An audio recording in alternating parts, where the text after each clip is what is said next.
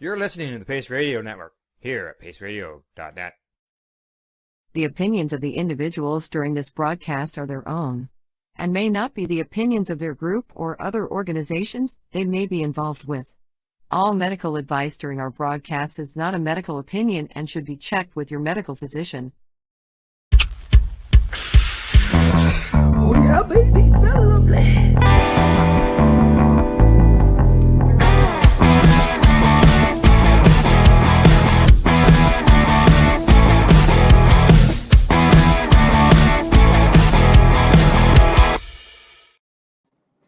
Good morning, it's January the 25th, and welcome to Psychedelics and Cannabis Educational News, your cannabis and educational news source. Good morning, Glenn. How you doing? I'm doing great. Al, how are you? Not too bad, not too bad. I got to put my skates on later today and go for a walk in the yard because that's all we've got is ice everywhere. Ours is all covered up with snow, so it's even more fun. You just slide everywhere you go.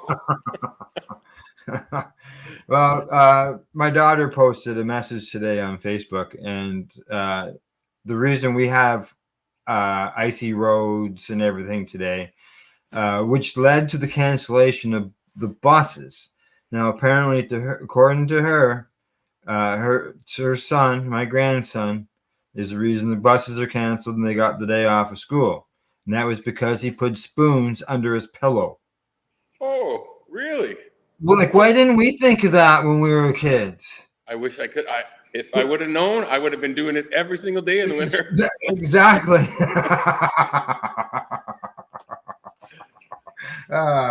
Yeah.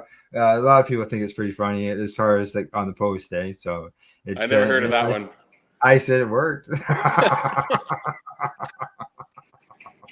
Wow. Well, you know, it's what it is. It is what it is. It is. All right, what will you see? We get on to the news. Sure. All right. Our first story of the day comes to us from Medical Express. Headline says, study finds 79% of Canadians support the therapeutic use of psilocybin for people at the end of life. Nearly 4 out of 5 Canadians believe that the use of psilocybin, the active ingredient in the hallucinogenic mushrooms, is an acceptable medical approach to treat existential distress in patients suffering from a serious and incurable disease. This is the main conclusion of an online survey of 2,800 people conducted by a research team led by Michael Dorval, who is a professor at University Laval's Faculty of Pharmacy and a researcher at the CHU du Quebec University, which is Laval Research Center too. The results have been published in the journal Palliative Medicine. The main objective of the survey was to measure the degree of social acceptability of this intervention when delivered by healthcare professionals. Studies have already shown that psilocybin combined with psychotherapy produces rapid, robust, and lasting, this is a hard one, antioxylytic and antidepressant effects in patients suffering from advanced cancer, says Professor Dorval. This substance can bring about a profound awareness that leads the patient to view existence from a different perspective.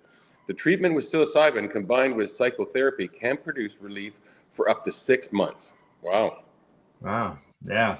Canadian law currently prohibits the production, sale, or possession of psilocybin. Since January 2022, however, a special access program has made it possible. I'll put a little thing in there.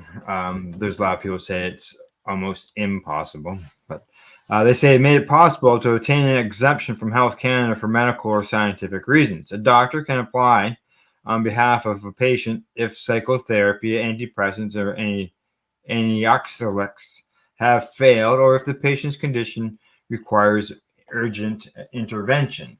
I know some patients have waited 500 days to hear back. Yeah, I've heard those same stories too. It's supposed to be a horror show. Exactly. Researchers surveyed 1,000 residents of Quebec and 1,200 residents of Ontario, Alberta, British Columbia to find out their opinion on the potential easing of rules surrounding the medical use of psilocybin.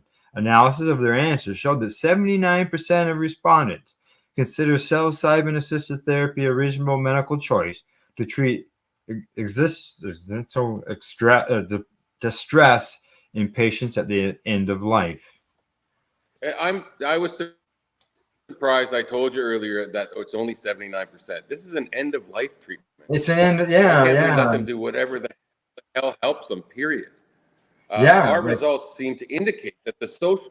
Sorry, go ahead. no, like what's it going to do? Kill them? Like they're at their end of life, so yeah, allow them to have it. It shouldn't be a debate, and it should be allowed even before the end of life situation comes into effect. I fully agree with that. I was just referring to the 79% of Canadians Yeah. who think they should have access to this at end of life. Like, give me a break, man. It's end of life. That's Yeah, exactly. So it just baffles me. Who is the this numbers?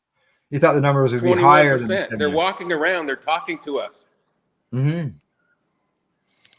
Our results seem to indicate that the social acceptability of this intervention is high in the Canadian population, comments Professor Dorval.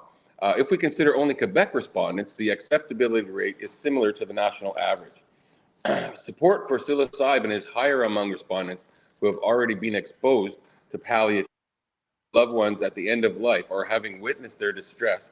Could explain this openness to new approaches designed to help people at this stage of their life, suggests Dorval. No. Support is also higher among respondents who have already used psilocybin.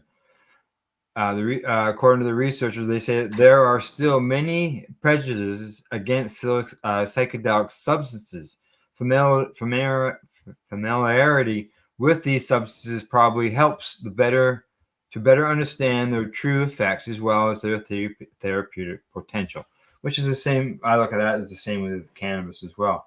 The study was carried out as a part of Louis Pedro's research at the University Laval's facility of pharmacy. Researchers from McGill University, the University de Montreal, and the UQAR authored the article with palliative medicine. So, it's coming from the university ends of things. So it's not just some guy. These are doctors and professors. Correct. Exactly. And so it's good to see that there's support there. Yeah. It's starting. It's starting. Yeah, that's right. It'd be nice to see it higher. But I was glad to see that it wasn't low. It's not buried anymore. That's a good thing. No. This is public. Yes. Now. Yeah. Okay. On to our next headline. From MJ Biz Daily, tobacco giants $124 million investment in marijuana firm Organigram is approved. This comes to it from its shareholders.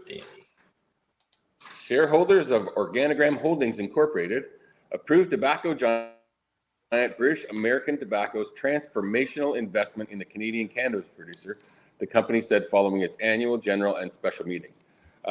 The deal, first announced last November, calls for BAT subsidiary BTDE Investments Incorporated to invest 124.6 million Canadian dollars, which is about 92.5 million US, in Organigram, depending on the existing partnership between the cannabis company and BAT. BAT first invested in Organigram in 2021. This additional investment will ultimately give BAT a voting common share ownership possession of 30% and overall equity interest of 45%. Most of the money will be used by Organigram to fund a strategic investment pool named Jupiter, which will target investments in emerging cannabis markets. The first of three tranches of the equity investment closed this week, in which BAT's subsidiary acquired 12,900,000 of Organigram shares for approximately $3.20 per share. With the transformational deal now formally approved by shareholders, and with the first tranche funded, we look forward to delivering on our objectives of geographic and technological growth, as well as product expansion, says Paolo De Luca, who's the Chief Strategy Officer at Organigram. Gross proceeds for Organigram was $41.5 million.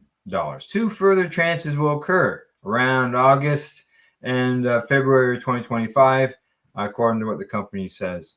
Management has identified that geographic expansion is a strategic priority, and this opportunity presents the company with the capital to lay global foundations as the legal recreational market continues to see significant growth, released from the company says.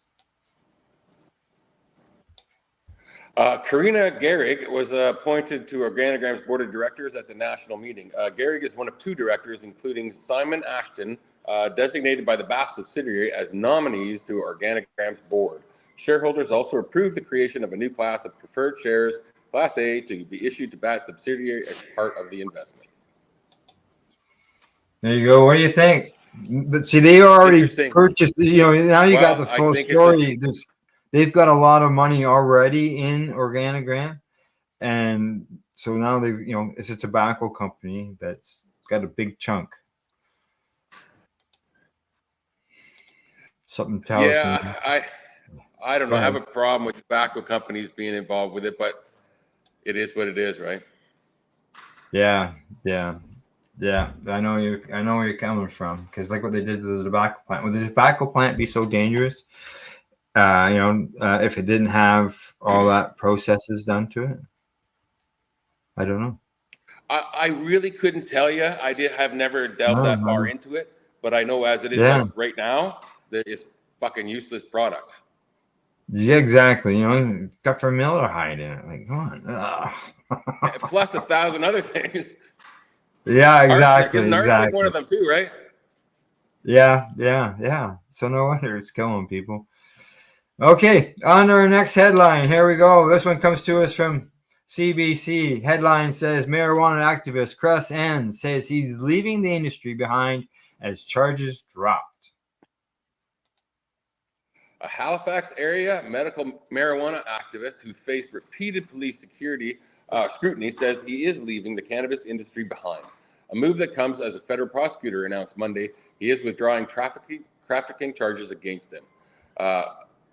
Enns, who's 39, has agreed to forfeit nearly 3 kilograms of cannabis and more than $46,500 in cash seized by police following a November 2017 traffic stop that led to 2 charges of possession for the purpose of trafficking and 1 count of possession of proceeds of crime.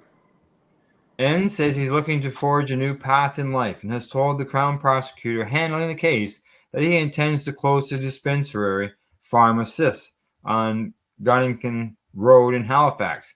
He said he will perhaps study law at Dalhousie University. He says here that I think in more of a wholesome manner, withdrawing from the cannabis trade altogether, whether that's pharmacists or whether that's any new endeavor outside of a regulatory framework.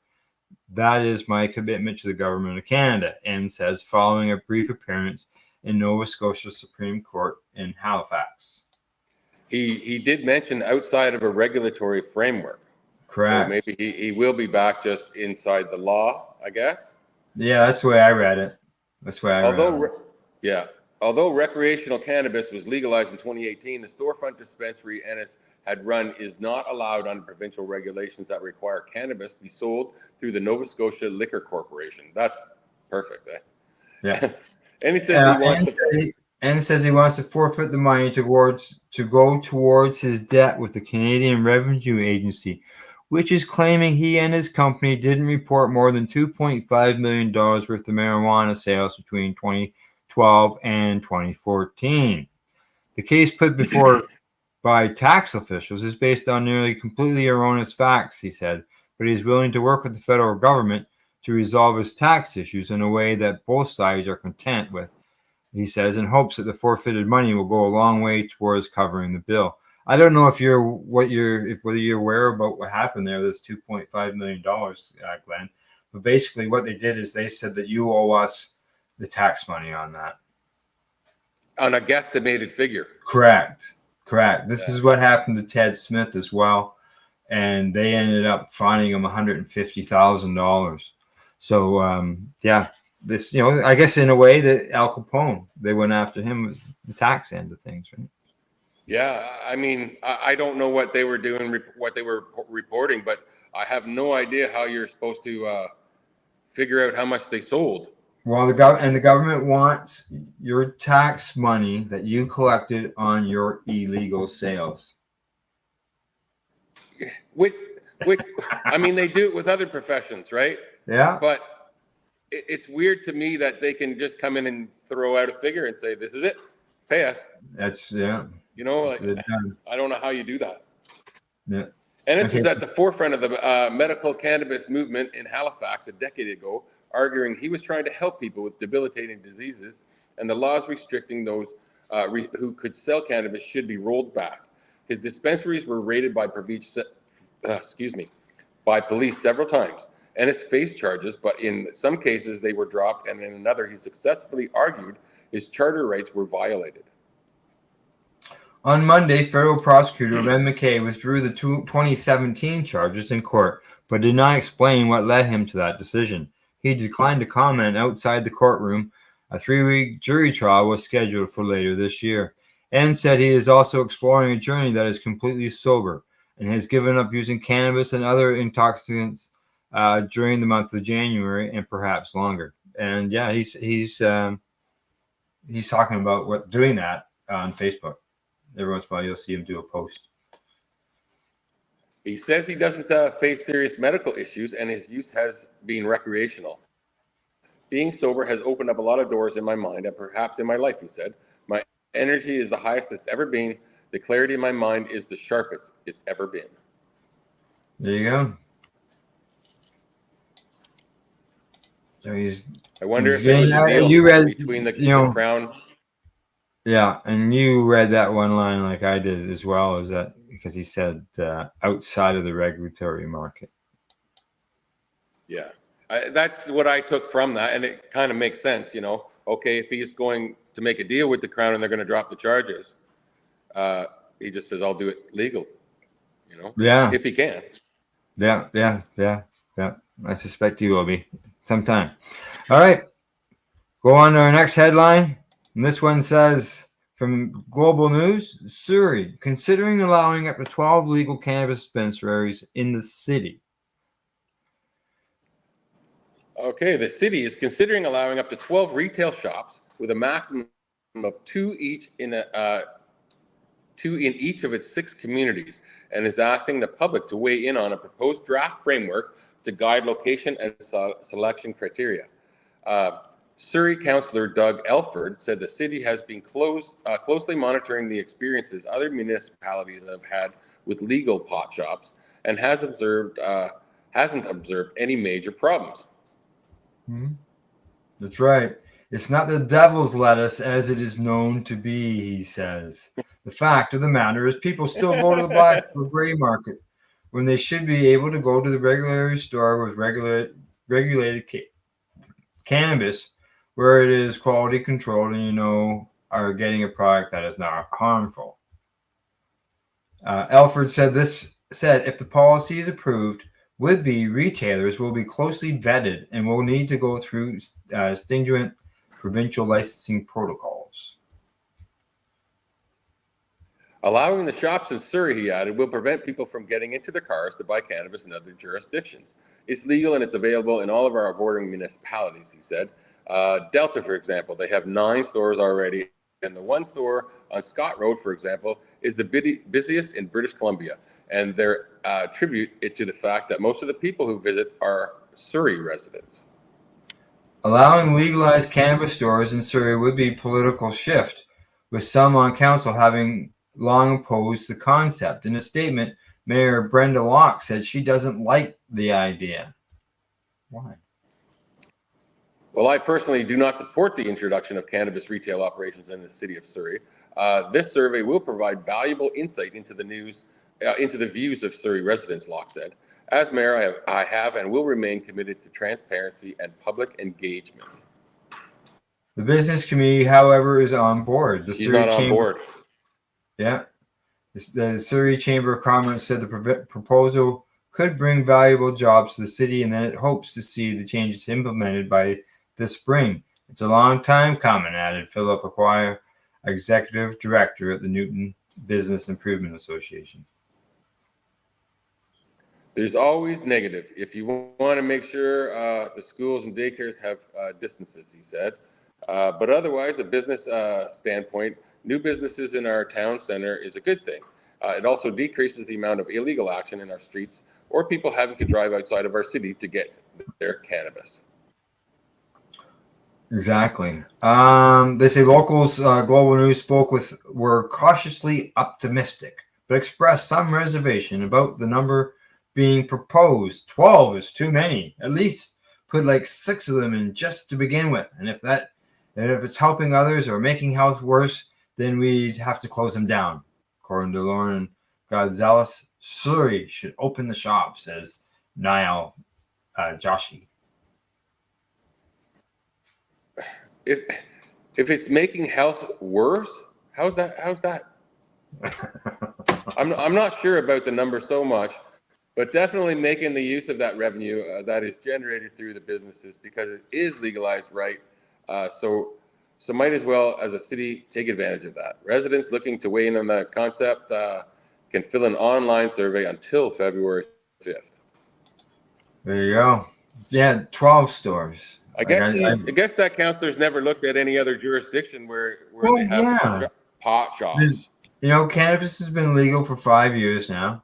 There's lots of places where it's available in stores. Lots of places for them to find, to go in and get an idea to what other communities are dealing with, whether it's been a big bonus or whether it's been a failure.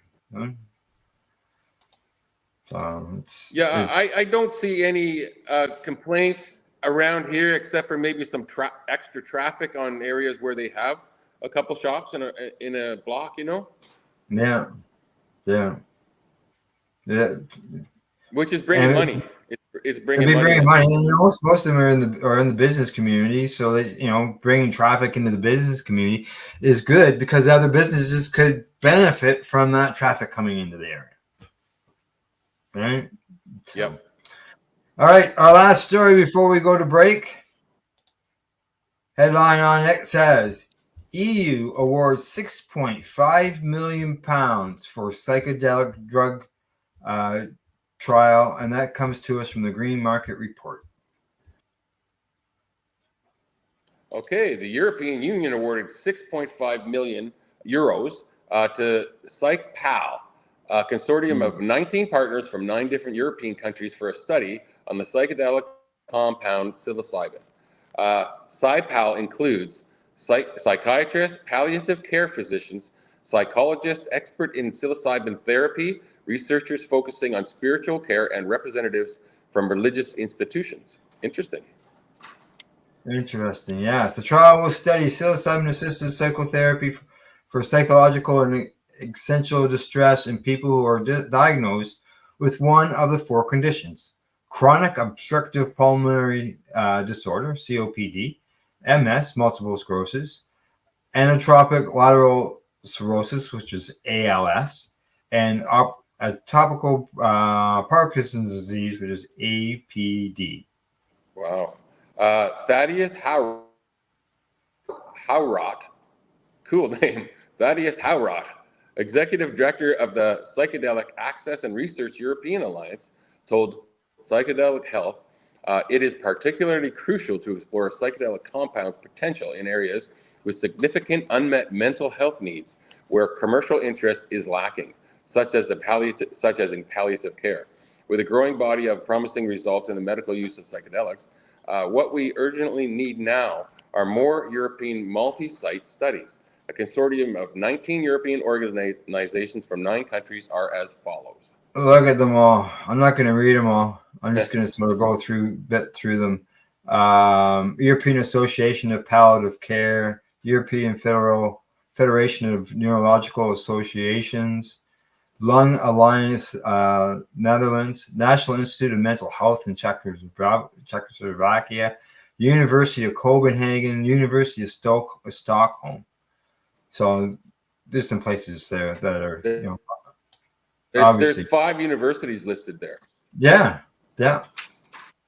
which is good. Yep. Go ahead.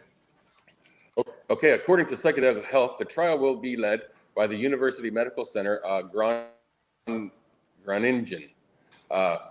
in the Netherlands in a collaboration with Humankind Labs and will begin early this year. Locations for the trial include the UMGC, the Kalpanan Foundation in Portugal, the National Institute of Mental Health in the Czech Republic, and the University of Copenhagen and the Bitsberg Hospital in Denmark. According to Psychedelic Alpha, 2 dosing sessions will be employed with recipients receiving either psilocybin. A lower dose will be administered in the first of the 2 sessions, or a placebo. The outlet wrote that patients will receive 3 preparation sessions, one of which will focus on each individual's specific healthcare needs. Psychedelic Alpha understands that the dosing sessions will be followed by 1 integration session.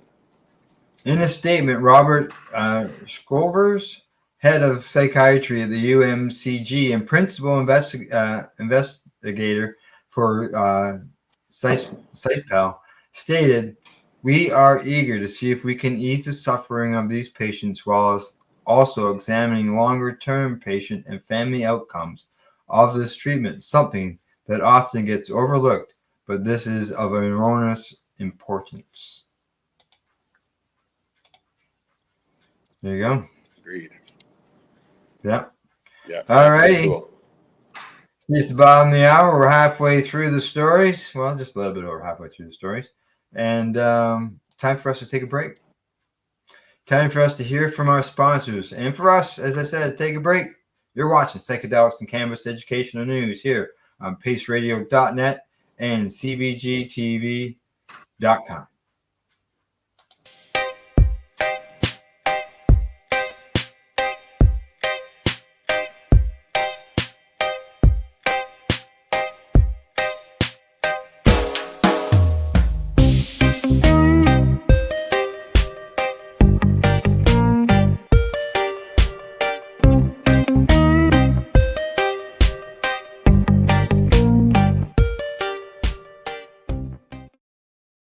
You're listening to the Pace Radio Network here at paceradio.net.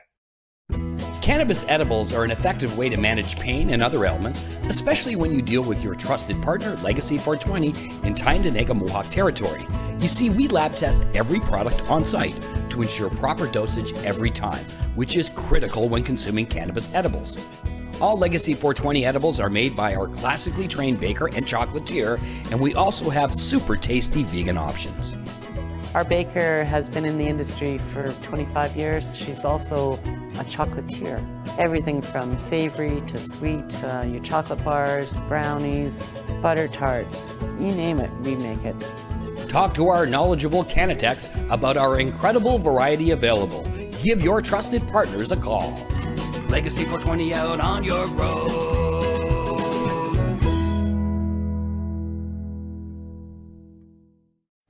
In February of 2022, the Victoria Cannabis Buyers Club and Ted Smith were fined $6.5 million. This for helping 8,500 patients with access to medical cannabis. In our interview with Ted, he spoke to us about how people can donate to help in an upcoming court challenge. And here is part of that interview.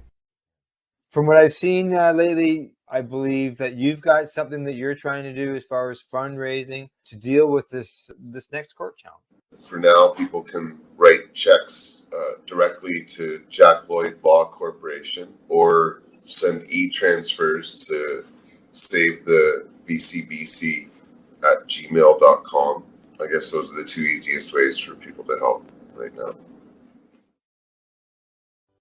PACE Radio is the People Advocating Cannabis Education Radio Network.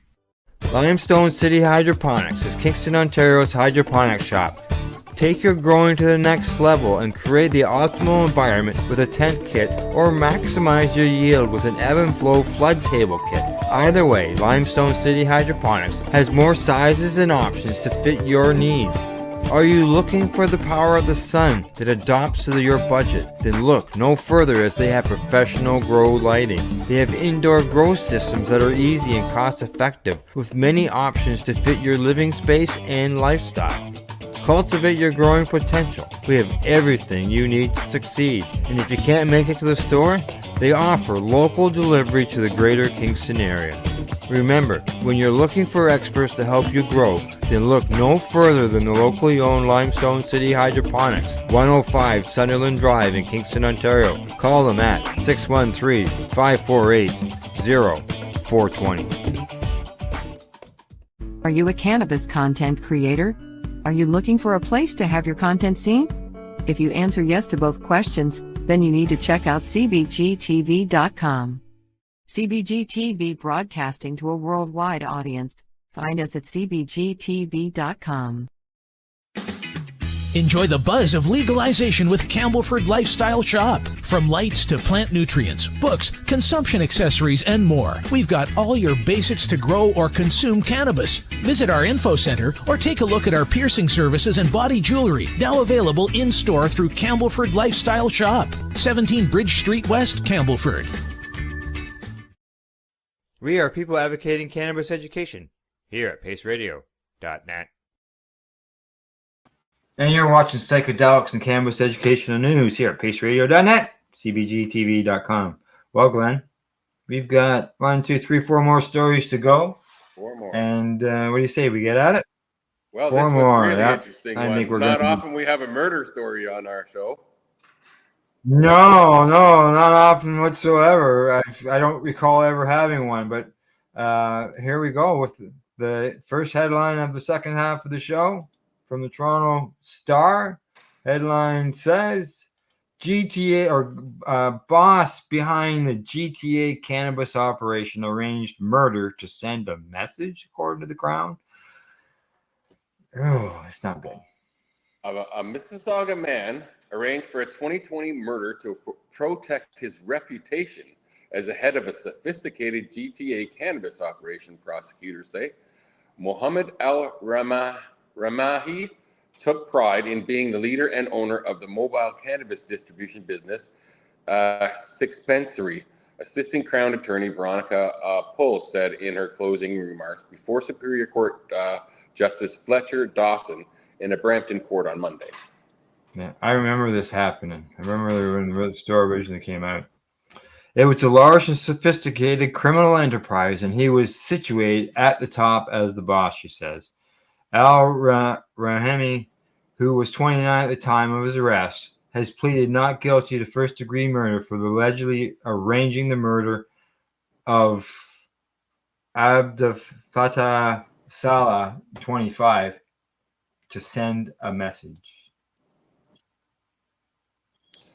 At trial, several police officers testified to finding Salah, 25, lying next to a pool of blood on the front stoop of a unit at a townhouse complex on Huntington River Drive, near Mavis Road and Eglinton Avenue West, on August 3rd, 2020. Salah's mother cradled his body while several of his siblings stood nearby, the trial has heard. Mavis Road and Eglinton Avenue. I used to know it very well. I used to live in Mississauga. Mavis Road is where the train accident. It's not one of the best neighborhoods. Well, I'll tell you, back then it was the country to us. There wasn't any housing or anything. That's not the country anymore, Al. No, it's not. No. Salah was shot once in the head by an unidentified shooter who has never been caught. The Crown claims the gunman fled the scene in a car left waiting on Mavis Road, which runs adjacent to the townhouse complex. Salah later died in hospital. In her closing remarks, Puls outlined the Crown attorney that Al-Rahami arranged the killing in a series of police-intercepted conversations after a dispensary driver was robbed. Al-Rahami's lawyer, Craig Bottomley, said the Crown is grasping at straws with its interpretation of the intercepted conversations, which sometimes have blotchy and unintelligible audio. The case falls well short of the high standard of proof beyond a reasonable doubt, he said, noting the Crown case did not identify a shooter, find a murder weapon, or produce witnesses to the shooting. Al-Rami has been under police surveillance in a larger probe months before Salah's killing, and many of his conversations were recorded in the weeks leading up to the shooting. In the phone conversations and audio captured from devices planted by police in his car and at a Toronto address, the trial heard him bragging about the growth of his cannabis business and keeping tabs on employees. On 1 July 29, 2020 Intercept, Pulse said Al-Rahami can be heard fuming over the violation of the robbery. We have to send a message, he said at one point. Shoot him in his face. That conversation marks the beginning of a successfully executed plan that ended a few days later when Salah was fatally shot with one bullet to the head, the prosecutor said. Other police intercepts reveal Al-Rahami giving instructions explaining that the target was a tall Salami man who had siblings. Paul said, anything Somalian coming out of that house, that unit, give it, Paul says, quoting one intercepted conversation. The recordings gave more than ample supporting evidence that Al-Rahami arranged, encouraged, and planned Salah's murder, she said. In one intercept from August 6, 2020, someone can be heard telling Al-Rahami that Salah's death in hospital. He responded, mission complete, Paul said. Sounds like he did it to me. Yeah. Rahami was eventually arrested in November 2020. The Crown has not identified a killer. There is no evidence Al-Rahami actually spoke to the gunman, Bottomley says. He said there are other reasonable inferences to be drawn from Al-Rahami's comments and that the prosecution failed to prove that he matched the plan to kill Salah. And we don't know what happened, he said. There's has to be some evidence of what the plan was. Police found 8 shell casings at the scene. Upon searching Salah's home, investigators found a pistol, more than 100 bullets, and numerous packets of cannabis they say were linked to Sixpenny. The case was adjourned until April when Justice Dawson is expected to rule on the verdict. Jason Miller is a Toronto-based reporter, blah, blah, blah. There we go. So, yeah, I remember that when that was first, when the body was discovered and it was in the news about this guy being shot. There was a lot of this kind of stuff happening before it was legalized.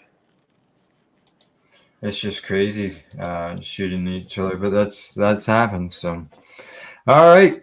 Well, on to the next headline comes to us from the Marijuana Moment, and it says American Medical Association says safe drug consumption sites save lives by reducing risky behaviors and overdose deaths. In a little notice section of a report on the nation's worsening drug overdose epidemic released late last year, the American Medical Association urged states and local communities to consider allowing overdose prevention sites, which is OSPs, to operate as a public health strategy. At this point in the nation's epidemic, the AMA urges states and communities to consider all evidence-based approaches to prevent overdose death and help connect individuals to healthcare and treatment. The report says the data shows that OSPs help reduce risky drug use behaviors, overdose, and death while improving public safety and access to healthcare. The message comes as the Biden administration continues to fight against efforts to open the sites where people can use drugs in a supervised setting. The Justice Department has said in the way of proposed Philadelphia overdose prevention site, for example, even as some in New York have been operating with approval from local officials, the opposition has chilled some other jurisdictions from allowing similar centers to open. But studies show that the site saved lives, AMA said in its report. Whether in Canada, Europe, or the sites in New York City, thousands of overdose reversals have taken place while there have been no reported facilities at the sites. I know the one in BC, Insight, it's had some great success.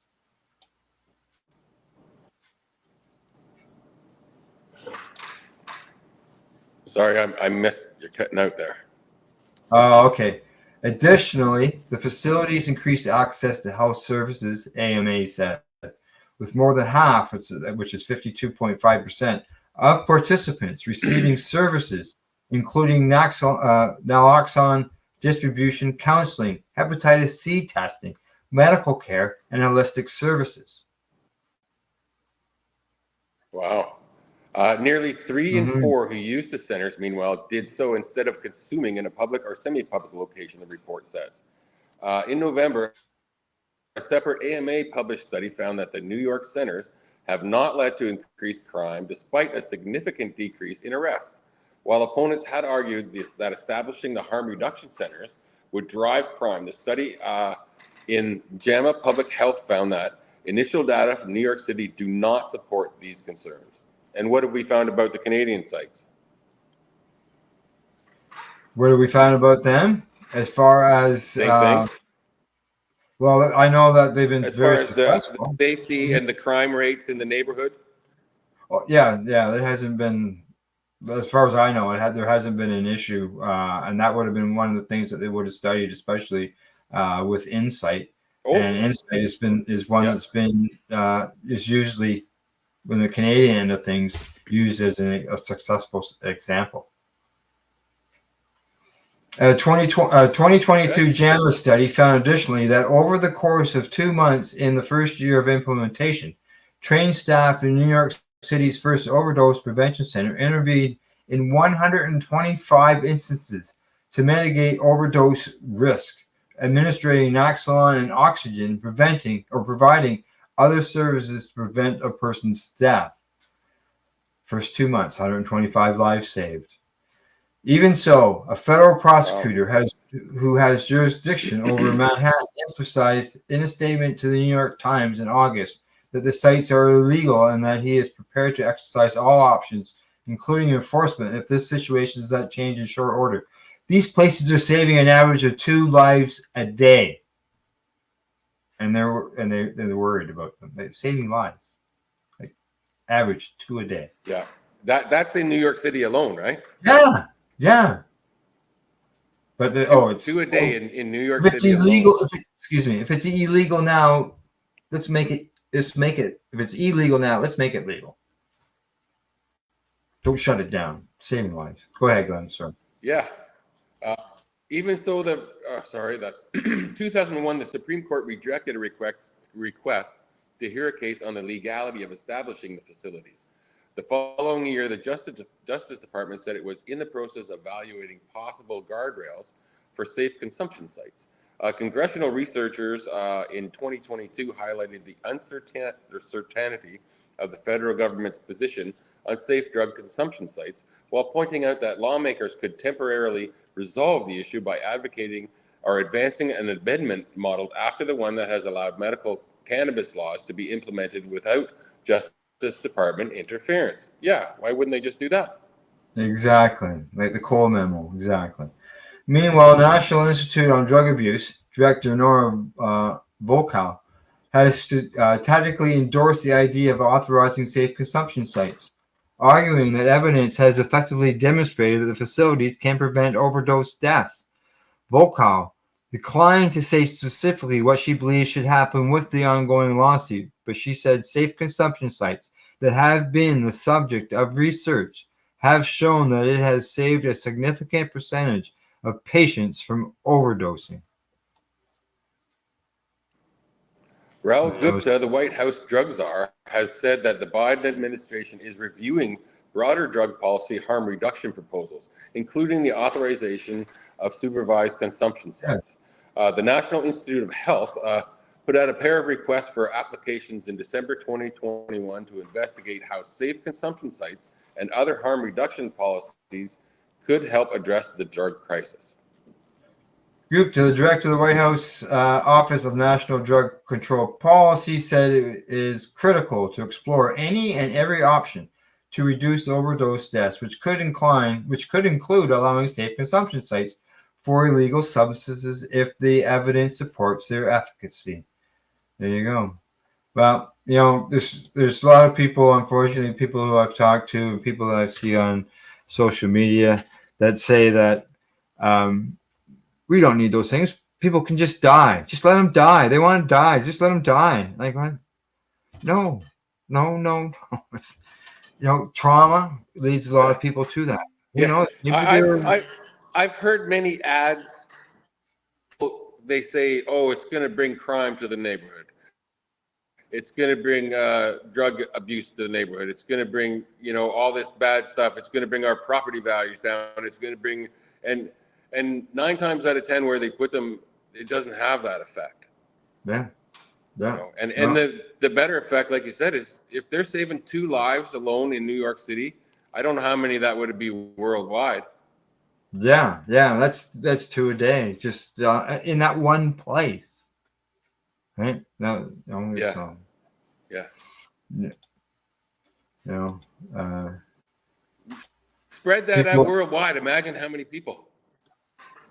Exactly. So it's good to see that the government there is working on allowing the consumption sites. Let's just hope that they get them, get to that point and actually have them created. So, all right, going on to our next headline here. New York regulators to consider allowing cannabis home grows, and that comes to us from the entrepreneur. New York cannabis regulators are set to consider new regulations this week that would allow for the home cultivation of cannabis plants by adults aged 21 or older, the Times Union reports.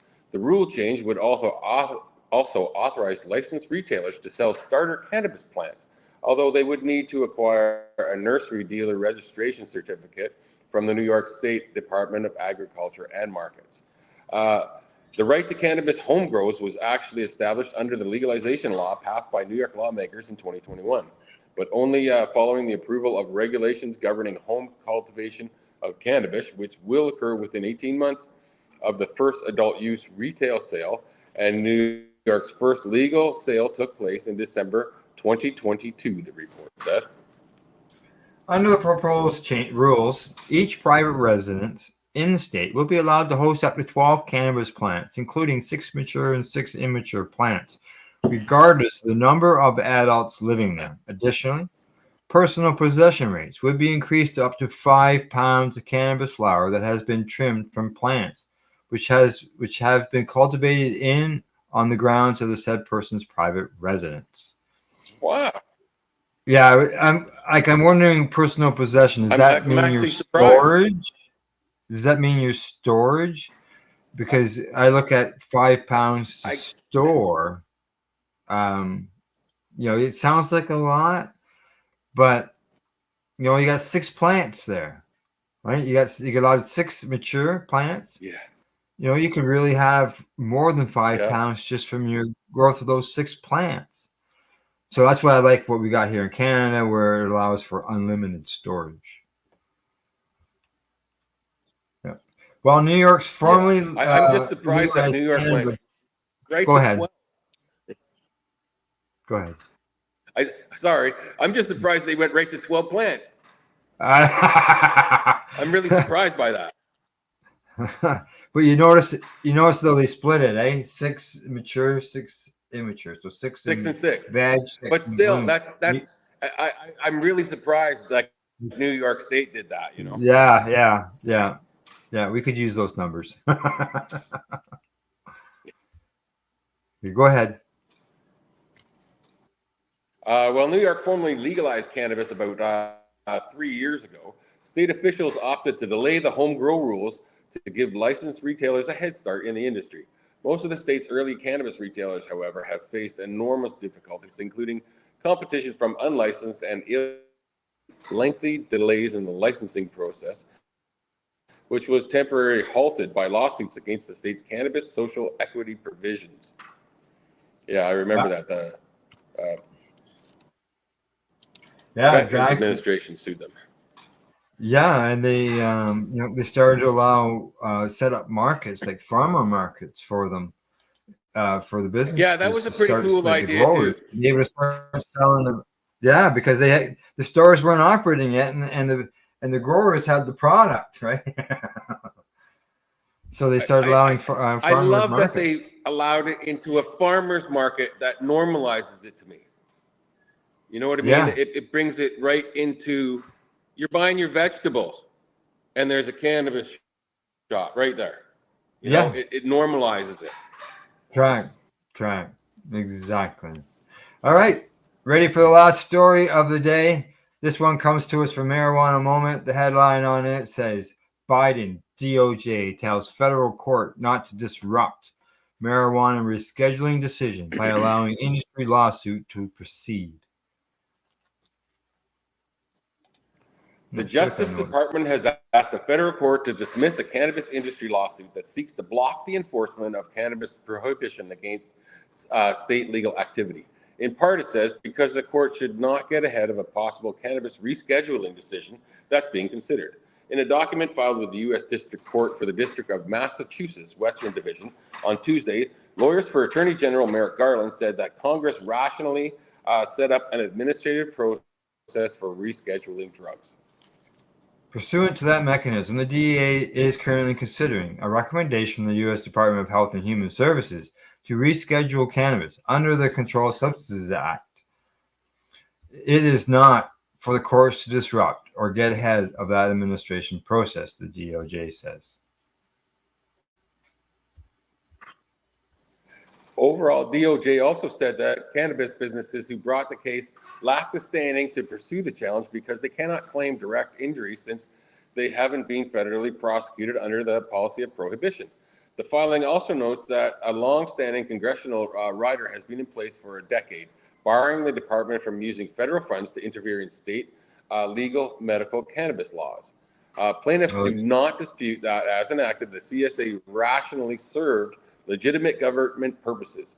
Yet, they argue that the CSA has been rendered irrational because Congress has chosen to allow federal territories to enact cannabis legalization laws and has prohibited the Department of Justice on spending funds to prevent implementation of state medical marijuana laws. While the Department of Justice has allegedly exercised prosecutorial discretion to decline to prosecute conduct that complies with state cannabis laws under certain circumstances.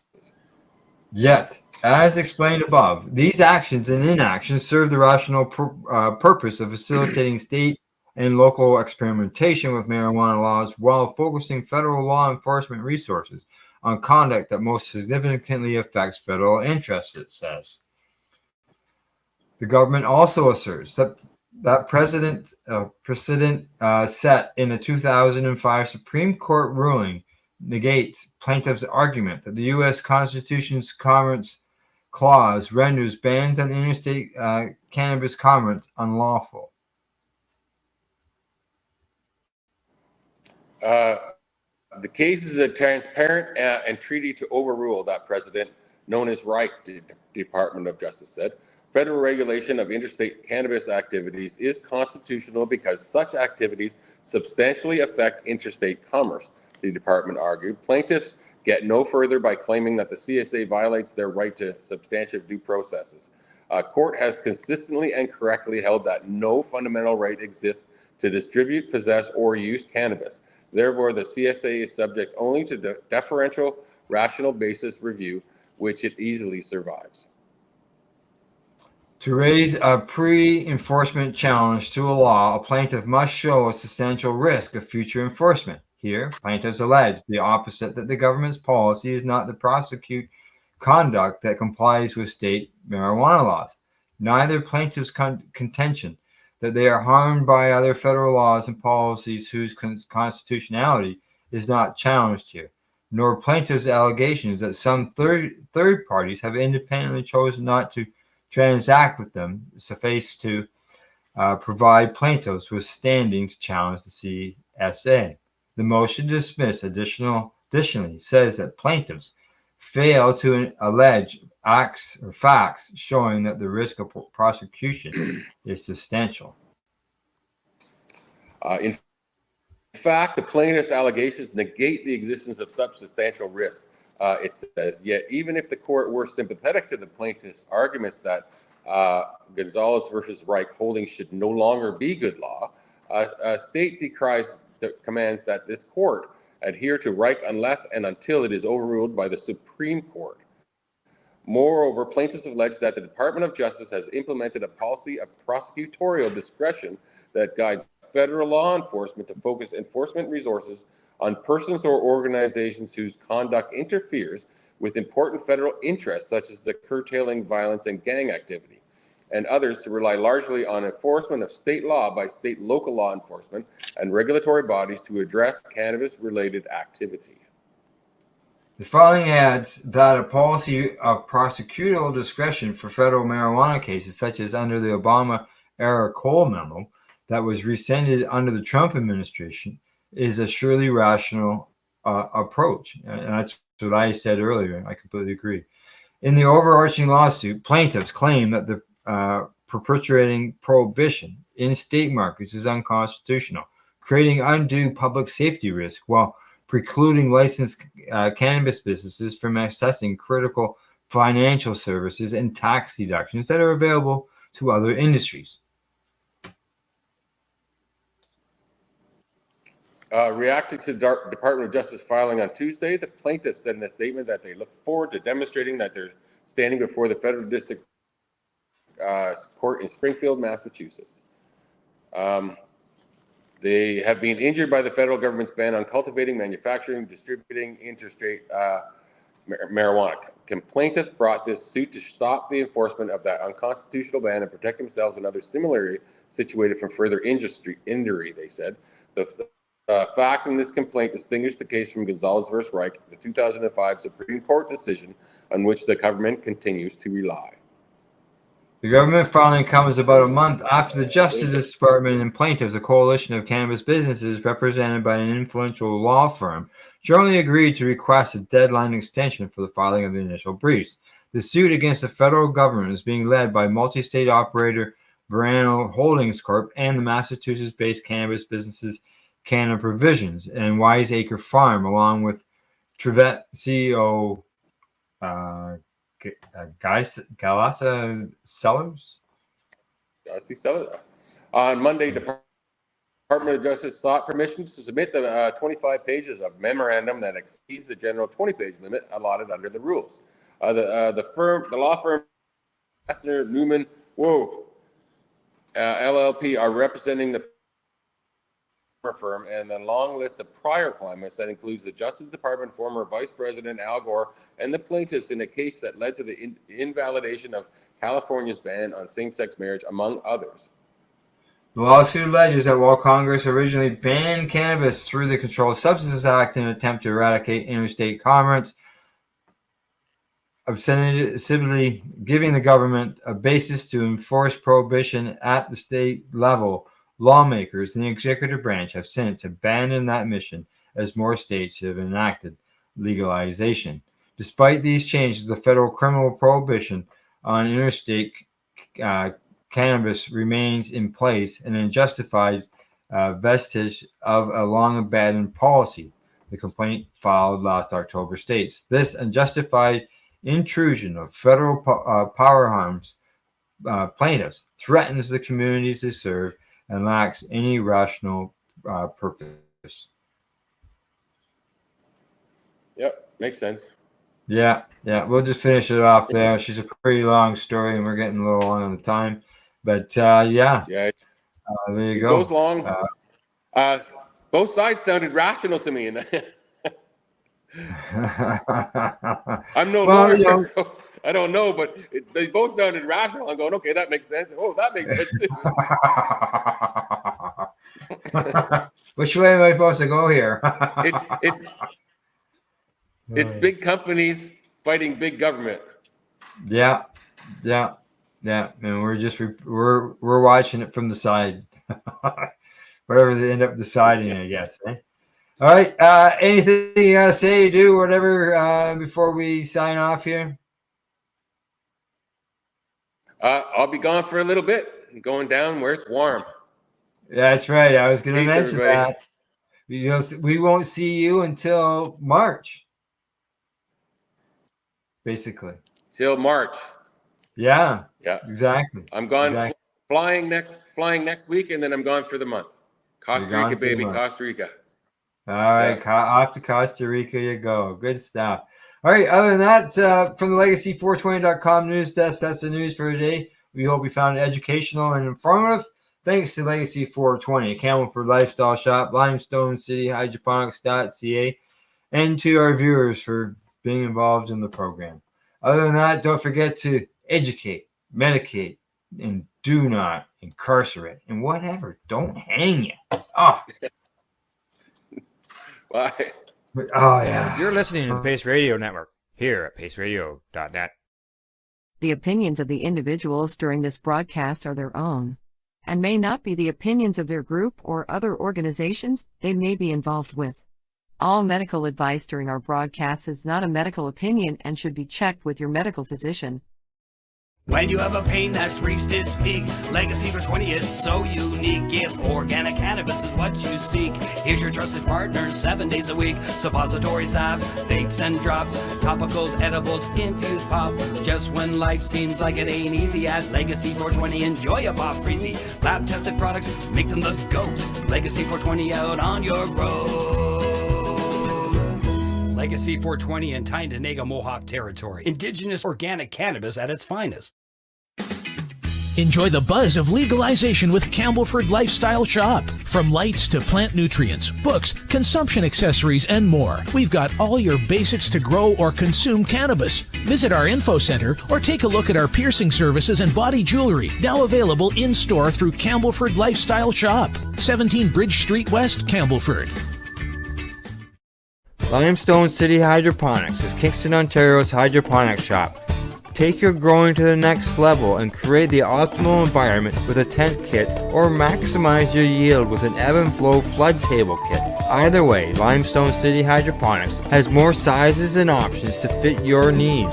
Are you looking for the power of the sun that adapts to your budget? Then look no further, as they have professional grow lighting. They have indoor grow systems that are easy and cost effective, with many options to fit your living space and lifestyle.